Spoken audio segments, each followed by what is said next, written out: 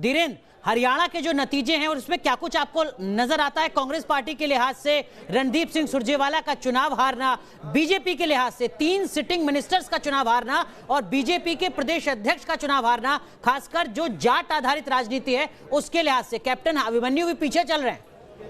देखिए, अगर अनुराग इस पूरी अभी हम लोग ट्रेंड पर फिर वापस जाते हैं, सबसे बड़ी चीज ये होगी कि आखिर सबसे बड़ी पार्टी कौन सी बनती है, क्योंकि अब ये सारी चीजें चली जाएंगी राज्यपाल के हाथ में। उस समय उनको तय करना है कि सबसे बड़ी पार्टी के तौर पर अगर बीजेपी उभरती है तो जो भी पार्टी को सबसे पहले बुलाया जाएगा उसके पास ये आसान होगा अगर वो निर्दलीय विधायकों के साथ मिलके अपने आप को उस मेजॉरिटी जो जादुई नंबर है वहां तक ले जाती है, तो वो सब चीजें आपको उस समय तय होंगी। क्योंकि विपक्षी गठबंधन तभी तक है, आपने देखा जब 35 पर आ गई थी रुझानों में बीजेपी तो ये एक्टिविटी ज्यादा तेज हो गई थी, लेकिन जैसे 39 या 40 तक पहुंचती है तो बीजेपी यकीनन सरकार अपने आप बनाने से दूर है लेकिन सरकार बनाने के सबसे करीब है। अगर राज्यपाल उसको बुलाते हैं तो मौजूदा स्ट्रक्चर जो है, जिस तरह का एडमिनिस्ट्रेशन है, जिस तरह की वो ताकत है, उस सब का इस्तेमाल होकर बीजेपी के लिए बहुत आसान होगा उस मार्ग तक पहुंचना। तो सबसे पहला होगा कि फाइनल रिजल्ट टैली में सबसे बड़ी पार्टी